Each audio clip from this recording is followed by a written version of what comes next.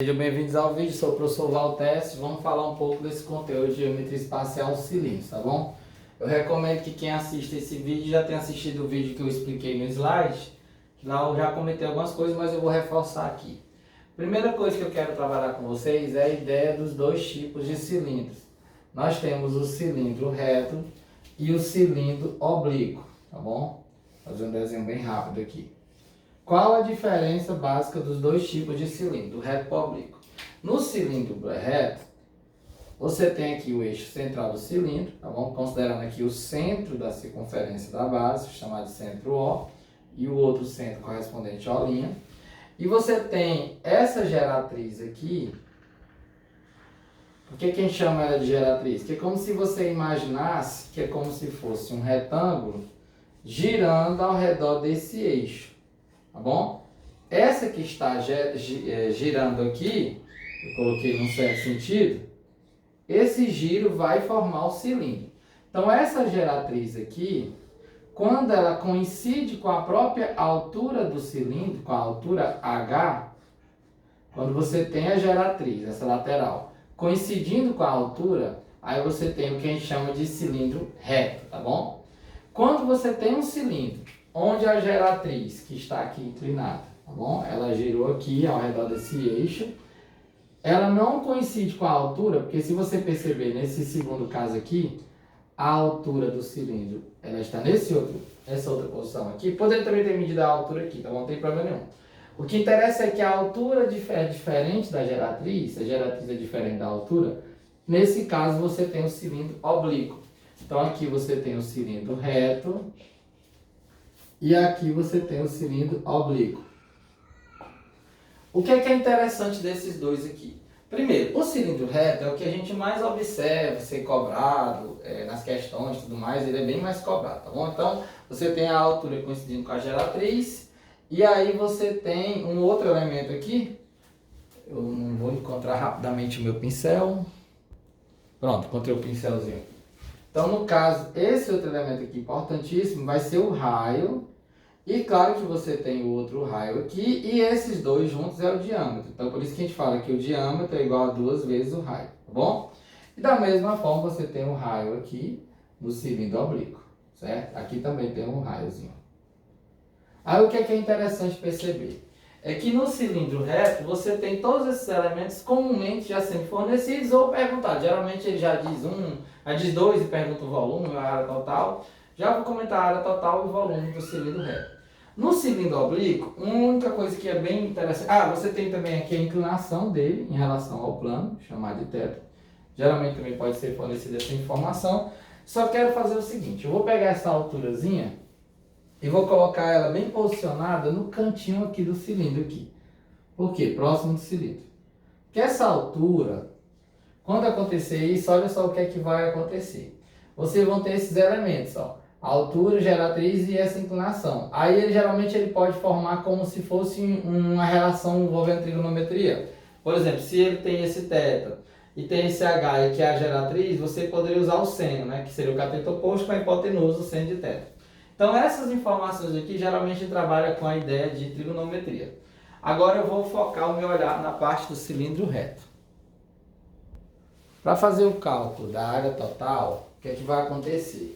Você imagina a planificação desse cilindro, e aí a planificação dele é como se surgisse um retângulo e dois círculos, certo? Que seriam as duas bases. Aqui o aluno já entende fácil, que aqui são as duas bases, né? As duas bases com a mesma área, não tem dificuldade nisso. O raio dessa base é o raio da base aqui é comum. Então, se aqui for R, é claro que aqui também vai ser um R.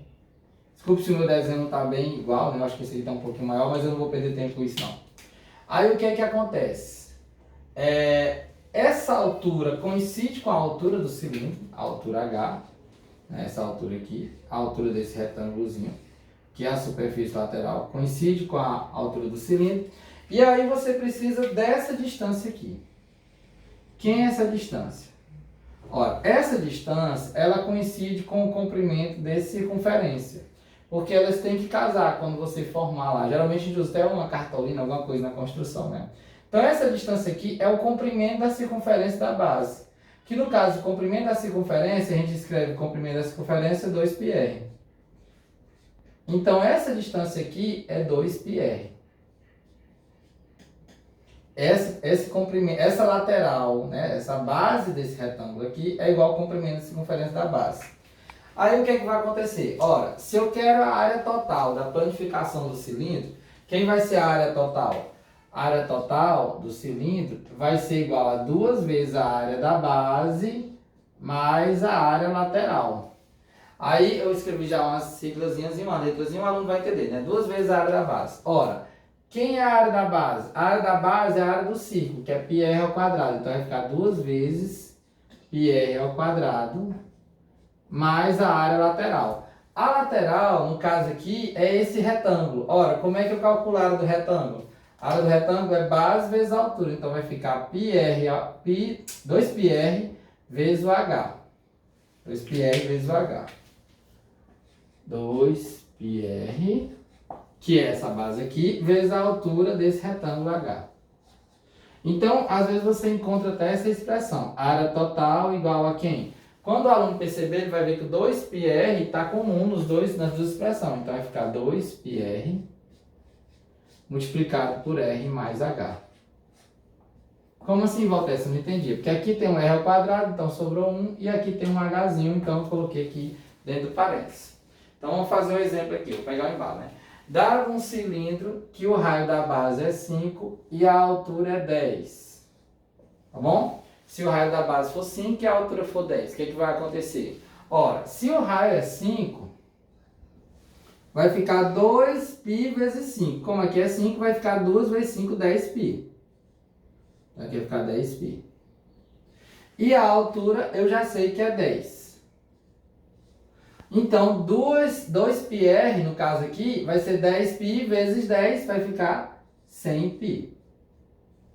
Que eu só fui multiplicar 10π vezes 10, ficou 100π. Esse 100π seria essa expressão aqui, ó, 100π. Até eu vou repetir ela aqui, ó. A área do exemplo, vou colocar aqui um exemplo, vai ficar aqui, ó, 100π. Aí mais 2 vezes a área da base, ó. Eu já coloquei, eu troquei a ordem, né? Eu coloquei o 100π primeiro, mas eu tenho que começar... O 100π seria essa parte aqui, ó. Então, é mais 100π. Então, tem que colocar aqui 2 vezes a área da base. Ora, como o raio é 5, o raio aqui é 5, então, a área da base vai ficar quem? Quem é πr ao quadrado? 5 ao quadrado é 25. 5 ao quadrado é 25. Então, 2 vezes 25π, que dá 50π. Então, vai ficar 50π. 50π com mais 100π, o exemplo teria 150π. Aí, no caso, se for 5 centímetros, 10 centímetros, então ficaria 150 centímetros quadrados. Se tudo tiver em centímetro, vai ficar em centímetro quadrado. Tá bom? Eu vou agora pausar o vídeo, senão vocês vão ver eu apagando. Como eu fiz o exemplo muito rápido, vou fazer outro exemplo. Calcular a área total desse cilindro que tem raio 4 e altura 10, tudo em centímetros. Ora, quando você fizer a planificação, só um esboço, você teria as duas bases, colocar assim, uma em cima da outra, tá bom? E você teria a superfície lateral do cilindro. Ficou bom aí, mesmo cortando um pouquinho o círculo. Então, o que interessa é, se você tem aqui esse raio, esse comprimento, que é igual a esse, corresponde a 2πr, que é o comprimento da circunferência da base. E aqui vai ser exatamente a altura do cilindro, tá bom? Então, no caso, a área total do cilindro, AT, área total, vai ser 2 vezes a área da base mais a área lateral. A base é um círculo, então é πr ao quadrado. E a área lateral do cilindro, aqui essa área lateral dele, é exatamente a área desse retângulo, que é base vezes altura. Então é 2πr vezes h. 2πr vezes a altura h. Então, o aluno pensa assim, professor, vou ter que memorizar todas as fórmulas. Eu acho mais interessante o aluno saber construir essa informação. Por mais que ela pareça um pouco complexa, grande, mas você só precisa saber realmente a área da circunferência, que é πr ao quadrado, a expressão dele fundamental, e como se você calcula o comprimento da circunferência, que é 2πr. Então, no caso aqui, esse comprimento da circunferência vai ser a base desse retângulo. Então, a área do retângulo base vezes a altura. Então, 2πr vezes h. Aí eu vou substituir as informações. Então, vamos lá. Eu tenho que o raio aqui é 4 e a altura aqui é 10. Então, vamos ver como é que vai ficar. Área total do cilindro, 2π vezes o raio, que é 4 ao quadrado, mais 2π, o raio novamente, 4 vezes a altura, que é 10. Então, para quem não acompanhou, peguei aqui o raiozinho, substituí aqui o 4, novamente aqui, e a altura do cilindro, que é 10. Fiz essas continhas, morreu a área total. Então, a área total do cilindro aqui vai ser igual a 2π vezes 16, mais aqui dá 8, 80π. Eu multipliquei aqui, ó. Então, aqui dá 32, 32π mais 80π, que vai ser igual a 112 π centímetros quadrados. Essa é a área desse cilindro, é a área total dessa planificação. Percebam que a área é uma figura que envolve centímetro quadrado, metro quadrado, tá bom? Agora eu vou pegar essa mesma imagem e vou calcular o volume. Pois bem, o volume do cilindro é a área da base vezes a altura, tá bom? Vou colocar uma alturazinha minúscula aqui. Porque tem a ver com aquela história do princípio Cavalieri, que você pode acompanhar em outros vídeos, mas o que interessa é, quando você tem duas bases paralelas e iguais, no caso aqui também tem um raio 4, né? São dois círculos com o mesmo raio aqui, ó. Você tem duas bases paralelas e iguais, e aí no caso você precisa calcular, podia ser um prisma também, você precisa calcular o volume desse sólido, você vai ter sempre essa ideia de multiplicar a área da base, né, vezes a altura dele. E aí no caso do cilindro, a base é um círculo, então você precisa usar a expressão do volume do círculo, da área do círculo, que é πr ao quadrado. Π vezes o raio ao quadrado. Tudo isso pela altura do cilindro. Então, essa expressão aqui, πr ao quadrado vezes h, né, que é vezes a altura, é exatamente o volume do cilindro. Então, como ele quer aqui que a gente calcule o volume desse cilindro, é só substituir. Vai ficar π vezes o raio, que é 4, ao quadrado, vezes a altura, que é 10. Então, fazendo as continhas, eu vou fazer logo direto o resultado. Aqui dá 16 vezes 10, 160 π centímetros cúbicos. Por que centímetro cúbico? Porque a unidade de medida aqui é centímetro, né? Se o aluno quiser converter isso para um valor aproximado, ele pode usar o π sendo 3,14, né? Considerando o π 3,14, multiplicar por 160 vezes 3,14, vai dar 502. Então, vai resultado 502,4 centímetros cúbicos. Aqui é um resultado aproximado, tá bom?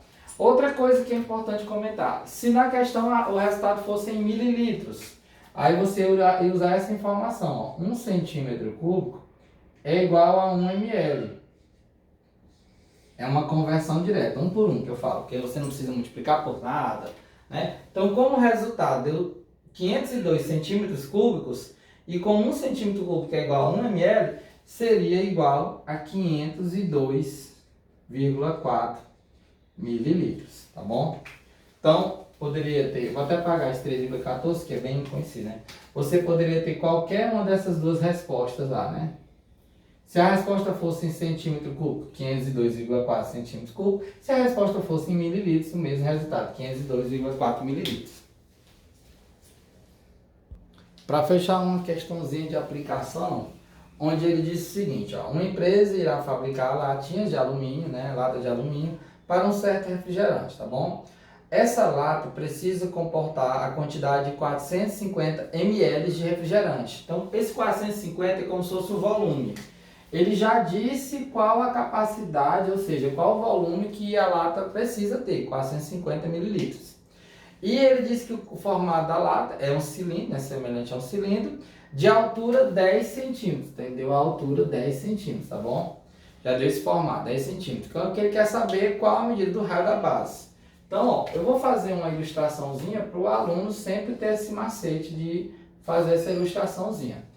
Ele precisa desse raio, ele não conhece, ele já deu essa altura, a altura igual a 10 centímetros, e ele também disse que o volume é igual a 450 mililitros.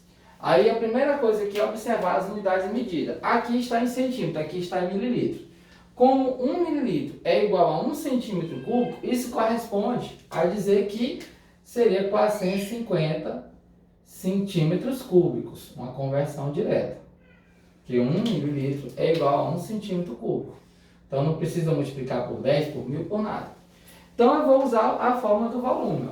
Volume é igual a π vezes o raio ao quadrado vezes h, né? Que é a área da base vezes a altura. Como a base é um círculo, πr ao quadrado e a altura h. Ora, eu já sei esse volume, que é 450. O π, eu vou usar o valor de 3,14. O raio que a gente vai procurar, o raio ao quadrado. E a altura também foi fornecida, que é 10, tá bom? A altura é 10. Ora, 3,14 vezes 10 dá 31,4, que dá 31,4 vezes o raio ao quadrado. Tudo isso igual a 450. Então, eu vou pegar aqui o raio ao quadrado é igual a 450 dividido por 31,4. Quando você fizer essa divisãozinha aí, você vai encontrar o resultado aproximado de 14,3. 14,3. Então, o raio vai ser a raiz desse 14,3 aí, aproximadamente. 14,3, que dá um valor aproximado de 3,8 centímetros. Professor, por que aqui tem esses resultados com raízes não exatas e tal? É porque eu peguei a questão, minha gente, e modifiquei. Então, eu acredito que não é nem, inclusive, você não teria essa dificuldade de calcular a raiz de 14,3. É porque a minha preocupação mesmo é mostrar o método. Pois aqui eu agradeço quem assistiu ao vídeo até o final e até o próximo aula.